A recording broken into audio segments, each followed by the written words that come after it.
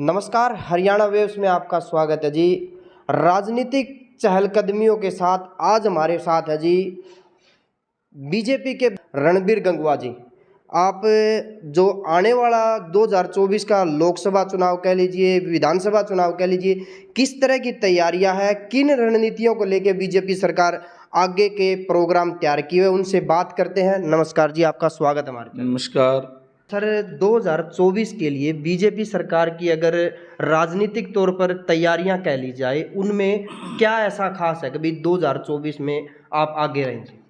देखिए, भारतीय जनता पार्टी जो है उसका एक सिस्टम है और वो हमारा जो संगठन है वो सारा तैयार है।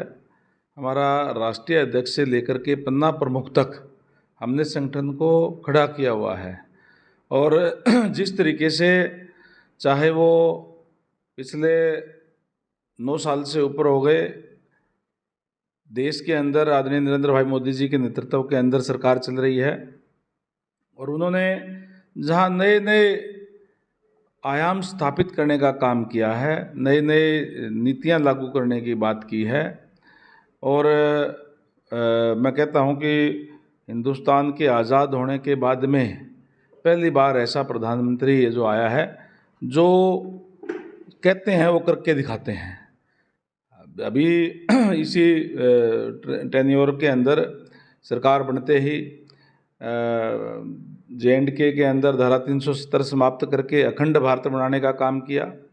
चाहे वो हमारे जो मुस्लिम बहनें हैं उनको 3 तलाक जैसी जो कुरीति थी उसको समाप्त करके उनको न्याय देने की बात हो, चाहे 35A को समाप्त करने की बात हो, और चाहे जो हर एक भारतवासी है जिसके मन में टीस थी कि अब से नहीं, बहुत पीढ़ी दर पीढ़ी जो चली आ रही थी, जो लगभग 600 साल पहले से जहाँ रामलला का मंदिर बनना चाहिए था, जहाँ राम जन्म हुआ था, वहाँ मंदिर का निर्माण नहीं हो पा रहा था।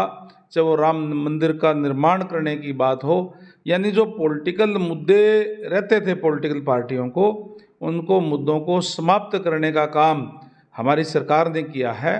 और चाहे आप देखिए, अगर हम वैज्ञानिकों की बात करूं तो आज हमारे वैज्ञानिक आदरणीय नरेंद्र भाई मोदी जी के आशीर्वाद से, उनके सहयोग से, उनके हर समय उनके साथ खड़े रहते हैं। उन्हीं के दम पे, उनके कुशल नेतृत्व में जो है उन्होंने चंद्रयान के ऊपर हमारा जो उतारने का काम किया हो, और चाहे आप देखिए कोरोना काल के अंदर किस तरीके से जो एक महामारी आई, पेंडेमिक जो विश्वव्यापी महामारी थी, उसके अंदर उन्होंने जो है वैज्ञानिकों के लिए स्पेशल 35,000 करोड़ का पैकेज दे करके, और एक नहीं 2 वैक्सीन हमारे हिंदुस्तान में जो है बनी, और हम हिंदुस्तान के हर एक भारतवासी को फ्री नहीं लगाई बल्कि विदेशों को भी जो देने का काम हमारी सरकार ने किया। इस तरीके का पहली बार हुआ है। अदरवाइज तो कोई इस टाइप की कोई बीमारी आ जाती थी तो जो विकसित देश थे उसके अंदर कहीं कोई वो वैक्सीन बनती थी, और जब विकसित देशों में सबको लग लेती थी तब जा कर के हमारा कहीं नंबर आता था। इतना हमारा जितना जान माल का जो नुकसान होता था वो हो लेता था।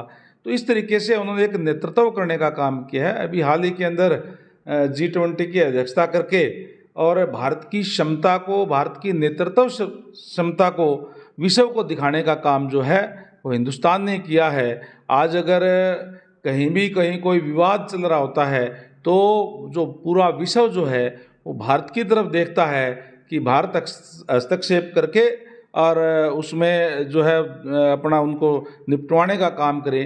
तो इस तरीके का नेतृत्व, इस तरीके के जो विकास कार्य जो करने का काम किया है, उनके दम पर हम लोकसभा चुनाव के लिए भी जाएंगे। और निश्चित रूप से जहां पूरे देश के अंदर भारी बहुमत से एक बार फिर से नरेंद्र भाई मोदी जी देश के प्रधानमंत्री बनेंगे, वहीं हम हरियाणा प्रदेश की अगर मैं बात करूं तो 10 की 10 लोकसभा सीट हम फिर से जो है वो जीतने का काम करेंगे।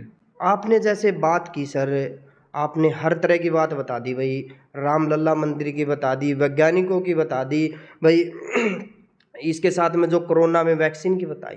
हर कोई नेता ये सारी बातें बता देता है। अगर बात कर ली जाए तो महंगाई की, रोज़गार की, भाई लोगों को परेशानी हो रही है, ये जिस तरह आप हर दिन देखते हो, ये बातें क्यों नहीं होती हैं? देखिए, जो अगर आप महंगाई की बात करें तो अगर आप जो पूरे विश्व स्तर की देखेंगे, हमारे देश के अंदर बहुत ज़्यादा कंट्रोल करने का काम हमारे सरकार ने किया है एक कुशल नेतृत्व के कारण। और जो बात लोगों को सुविधाएं देने की है, हमारे जो भारतीय जनता पार्टी है, पंडित दीनदयाल उपाध्याय के जो मूल मंत्र है अंत्योदय, यानी अंतिम व्यक्ति, जो लास्ट इज़ द फर्स्ट, अंतिम व्यक्ति को सरकारी सुविधाओं को सबसे पहले लाभ मिले, इसलिए अनेक ऐसी सुविधाएं हमारी सरकार ने चलाने का काम किया है। जहां सेंट्रल गवर्नमेंट का 1,20,000 रुपये या उससे कम जिसकी भी इनकम है उनका बीपीएल कार्ड बनते हैं, आयुष्मान कार्ड बनाए जाते हैं।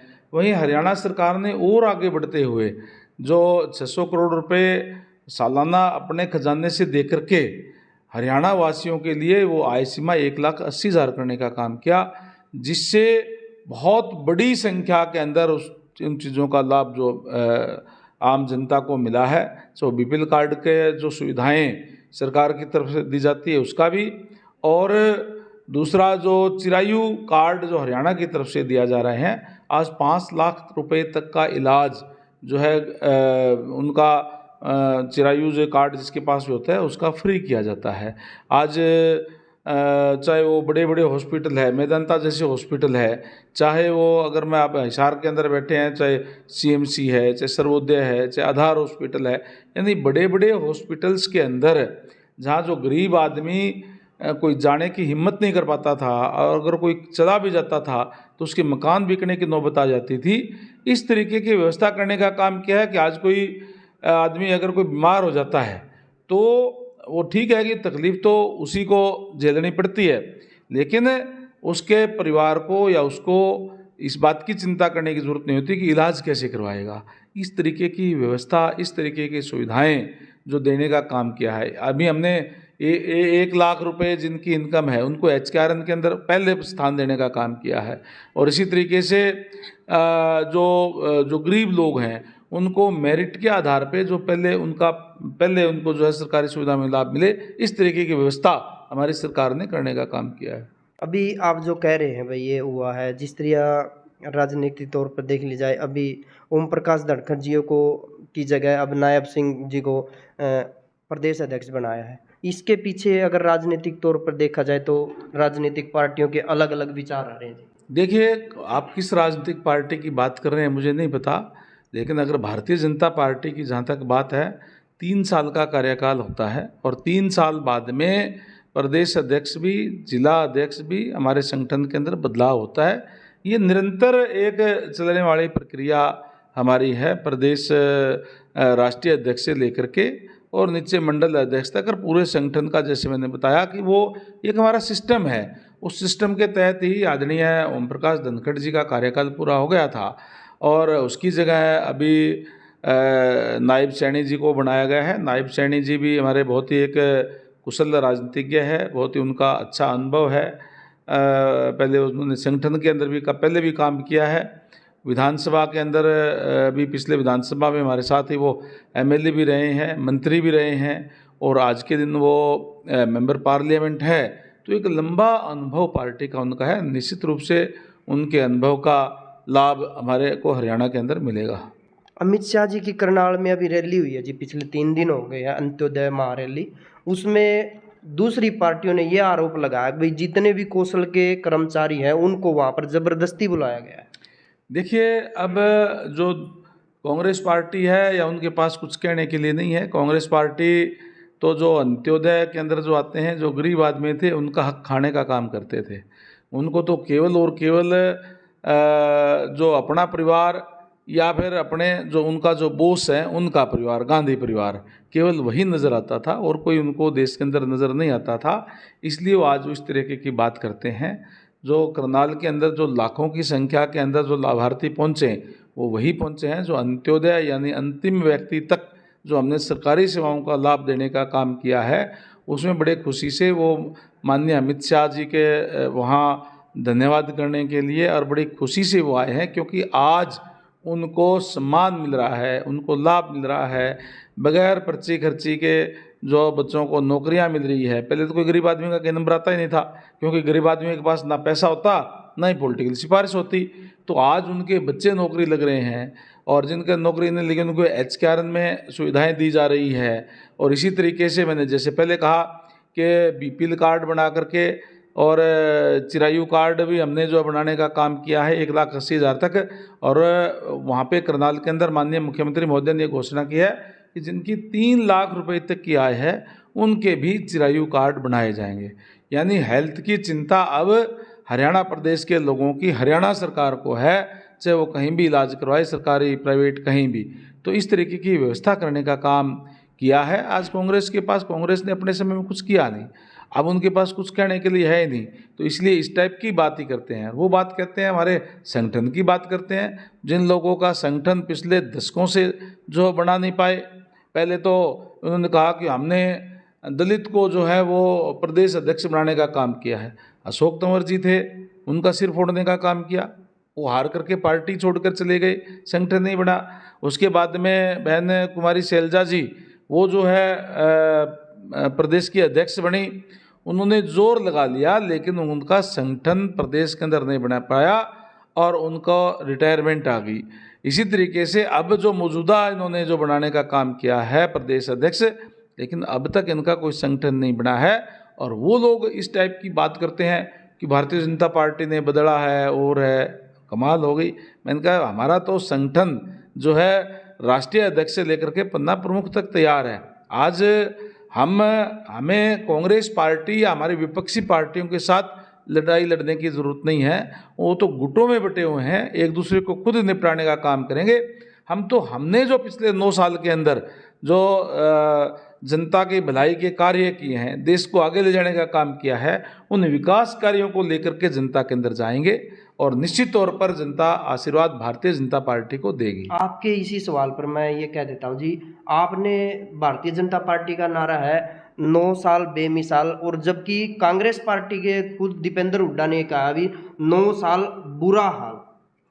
मैंने कहा ना, बुरा हाल तो उनके समय में था, बुरा हाल था आम गरीब लोगों का, बुरा हाल था जो SC के BC के लोग हैं। मुझे आज भी याद है, जब आप पूछना दीपेंद्र सिंह हुड्डा जी से, जब कोई भी नौकरी आती थी, कोई भी उनके अगर जितने भी जो रिजर्वेशन के जो भर्ती करने होते थे, कोई 2-4 लेकर के अपने चाहते और उसके बाद में एक लाइन लिखी आती थी कि योग्य उम्मीदवार ना मिलने के कारण ये पद रिक्त छोड़े जाते हैं।